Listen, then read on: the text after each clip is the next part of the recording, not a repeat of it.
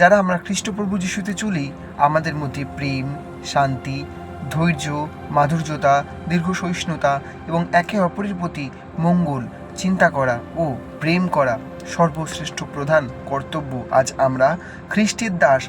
আজকে আমাদের প্রতি যারা মন্দ কথা, কুকথা আমাদের প্রতি অত্যাচার করছে, আমরা সকলের জন্য প্রার্থনা করব, কারণ সদাপ্রভু দয়াময়, করুণাময়, কারণ তিনি আমাদেরকে দয়া করেছেন। তার অনুগ্রহতে আজ আমরা ঈশ্বরের পথে চলছি।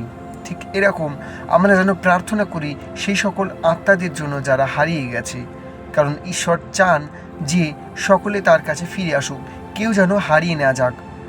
বর্তমান সমাজে আমাদের সেই ভণ্ডদের মতো রাস্তায় দাঁড়িয়ে প্রচার করার কোনো কারণ নেই, কারণ প্রভু বলেন, দেখো ভণ্ডরা তারা রাস্তার মোড়ে দাঁড়িয়ে চিৎকার করে প্রচার করছে, তারা রাস্তাতেই পুরস্কার পেয়ে গেছে। তুমি যাও, গোপনে প্রার্থনা করো একে অপরের জন্য, আর দেখো ঈশ্বর সকলের প্রার্থনা তিনি শুনবেন। যদি এলিও যদি বৃষ্টি আনতে পারে, আগুন আনতে পারে, তাহলে আমাদের প্রার্থনাও সেই হারিয়ে যাওয়া আত্মাদেরকে ফিরিয়ে আনতে পারে প্রভুর পথে। তাই আমি বলতে চাই বন্ধুরা, আজকে যে বিভিন্ন ভারতবর্ষের চারিদিকে, পশ্চিমবঙ্গতে বিভিন্ন জায়গাতে যে খ্রিস্টীয় সমাজের প্রতি যে অত্যাচার, বিরুদ্ধের আচরণ হচ্ছে, এতে তোমরা ভয় করিও না। তোমরা মনে রেখো সর্বদা যে প্রভুর রাজ্য বিস্তারিত হবে আরও তীব্র গতিতে, কারণ যারা প্রভুর নাম কোনোদিনও শোনেনি তারাও শুনবে। কারণ প্রভু বলেন যে আমি অন্তিমকালে আমি আমার সেই ভালোবাসার সকল মানুষদেরকে আমি আমার পবিত্র আত্মাকে কি করব, ঢালিয়া দেব, এবং সকলে শিশুরা ভাববাণী বলবে।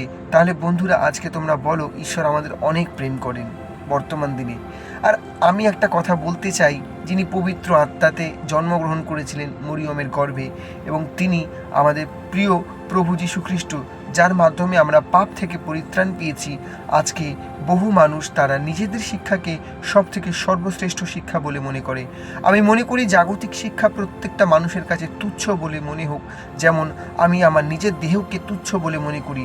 হতে পারি আমি নিজের দেহকে যত্ন করি, কিন্তু এই দেহ যত্নের সাথে সাথে যেন আমি আমার নিজের জ্ঞানকে যেন সর্বদা তুচ্ছ মনে করি, কারণ ঈশ্বর বলেন যে আমাদেরকে তিনি এতই ভালোবাসেন, এবং তার জ্ঞানের মাধ্যমে আমাদের জ্ঞান এবং দিনের শুরু এবং আলো।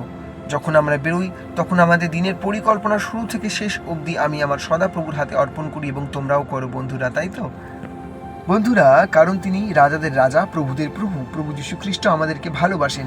তাই তোমরা কোনো ক্রমে ভয় করিও না। যারা আমরা প্রভুর পথে চলি, আমাদের প্রত্যেকটা ভাই বোনদেরকে আমাদেরকে মনে রাখতে হবে, আমরা যেন সেই খ্রিস্টের দাস, যে খ্রিস্টের দাস ঈশ্বরের থেকে আমরা যা শিখেছি সেটা হলো একমাত্র একে অপরকে ভালোবাসো, হিংসা বন্ধ করো, ক্রোধ বন্ধ করো, একে অপরের প্রতি তোমরা ভালোবাসো, কাউকে ঘৃণা করো না, সকলকে সম্মান করো। তোমরা নিজেদের মনের মধ্যে কখনো সন্দেহকে প্রবেশ করতে দিও না, কারণ সন্দেহের আত্মা ঈশ্বরের আত্মা নয়। তাই সন্দেহের আত্মা যিশু নামে তোমাদের অন্তর থেকে বিতাড়িত করো, যদি কারোর থেকে থাকে।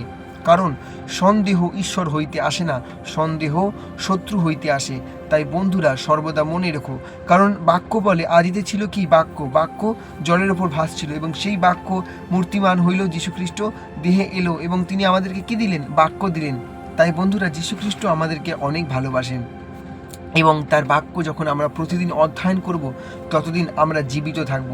কারণ বাক্য হচ্ছে সেই বাক্য যা আগুনের মতো, একদম পুরো বলতে গেলে বন্ধুরা, তোমাদেরকে আমি বলতে চাই, বর্তমান সমাজে শত্রুর দিয়াবল চারিদিকে কখন কাকে গ্রাস করবে সে কিন্তু খুঁজে বেড়াচ্ছে।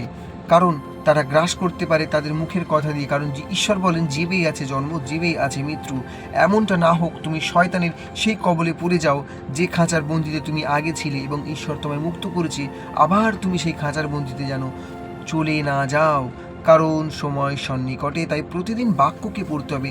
যখন তুমি বাক্যকে পড়ছো, তখন তুমি ঈশ্বরের সাথে সময় কাটাচ্ছ। বাইবেল যখন তুমি পড়ছো, তখন তুমি ঈশ্বরের জ্ঞানের বৃদ্ধিতে তুমি বৃদ্ধি পাচ্ছ, এবং সেই জ্ঞান ধীরে ধীরে ভাবে তোমার অন্তরে বৃদ্ধি পাবে। কারণ যখন আমরা ভাত খেতে বসি, তখন আমাদের একটা ভাত খেতে গেলেও 10 থেকে 15 মিনিট কি 20 মিনিট, কারোর আধা ঘন্টা সময় লাগে। ঠিক সেরকম ঐশ্বরিক জ্ঞান পেতে গেলেও আমাদের সমস্ত কিছু ধৈর্য সহকারে, প্রার্থনা সহকারে আমাদেরকে পেতে হবে। কারণ ঈশ্বরের জ্ঞান পাওয়া আমাদের জন্য একটা অসীম ভালোবাসা, কারণ তিনি আমাদেরকে দিয়েছেন। তিনি বলেন যে তোমরা হচ্ছে বোকা, তোমরা তোমাদের জ্ঞানে কখনো আগামী দিনের যে যাত্রাপথকে তোমরা সম্পূর্ণ করতে পারো না, কিন্তু একমাত্র ঈশ্বরের জ্ঞানেই তোমরা আগামী দিনে সেই যাত্রাপথকে সম্পূর্ণ করতে পারো, যা যীশু খ্রিস্ট হইতে আমাদেরকে আসে এবং আমাদেরকে দিয়েছেন। তাই প্রিয় বন্ধুরা, তোমরা ভয় করো না। বিভিন্ন জায়গাতে তোমাদের হয়তো মণ্ডলী ভেঙে দিচ্ছে, তোমরা ভয় করো না। তোমরা সত্যের যে আত্মাকে তোমরা নিজের অন্তরে গ্রহণ করেছো, তোমরা সত্যের আত্মাকে সকলের সামনে তুলে ধরো, কারণ তিনি চান যে তিনি সকলকে ভালোবাসেন, কেউ যেন হারিয়ে না যাক।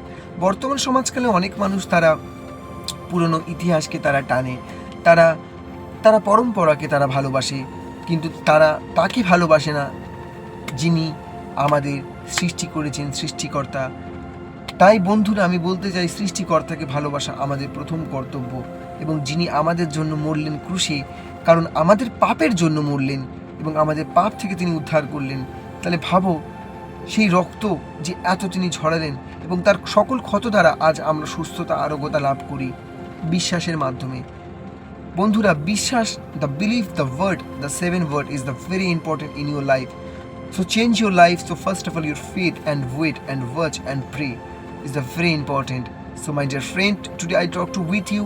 So don't be afraid. God always with you. God say, I am Alpha and Omega, and I am always with you. You do not be afraid. Sometimes the demons attack in your heart, but you don't be allow in your heart and demon spirit. তুমি তোমার হৃদয় কখনো সেই অসুচি আত্মাকে গ্রহণ করতে দিও না, যে তোমার সর্বদা তোমার হৃদয়কে ক্ষতি করবে।